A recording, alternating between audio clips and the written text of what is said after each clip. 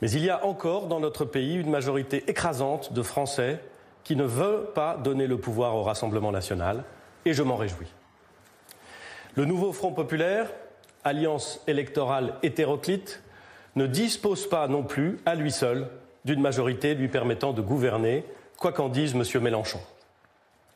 Enfin, l'ancienne majorité présidentielle, si elle résiste mieux que cela n'avait été annoncé, voit le nombre de ses députés diminuer et ne peut gouverner seule, ce qui doit l'inciter à une grande humilité. La vérité est qu'aucun des blocs politiques de l'Assemblée ne dispose d'une majorité suffisante à lui seul pour gouverner. La décision de dissoudre l'Assemblée nationale, qui devait être un moment de clarification, a au contraire conduit à une grande indétermination. Je le regrette, mais je n'en suis pas surpris.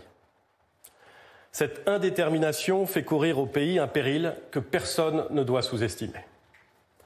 L'absence de majorité et l'absence de gouvernement exposeraient la France et les Français à des dangers redoutables.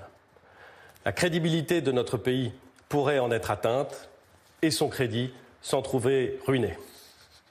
Les forces politiques centrales ont donc une responsabilité qu'elles ne peuvent écarter. Elles doivent, sans compromission, favoriser la création d'un accord qui stabilisera la situation politique.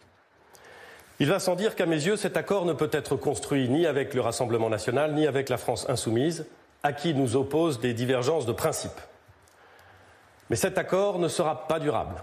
Il permettra au mieux de gérer le pays, mais pas de construire une alternative ambitieuse, éprise de liberté, attachée à la construction européenne, déterminée à construire une France plus prospère, plus puissante, plus sûre, plus juste et plus fraternelle.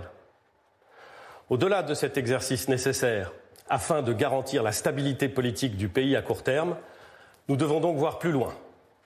Nous allons devoir écouter le pays, regarder le monde et la réalité en face, travailler d'arrache-pied afin de proposer aux Françaises et aux Français un projet cohérent et solide. Ce travail, j'y suis prêt. Il ne peut pas être l'œuvre d'un homme seul ou d'un petit groupe d'experts. Il doit rassembler les intelligences les plus nombreuses, les expériences les plus variées, les enthousiasmes les plus résolus. Je les invite à me rejoindre et je me tiens à la disposition de ceux qui veulent, dès ce soir, participer à la reconstruction d'un espoir. Vive la République et vive la France.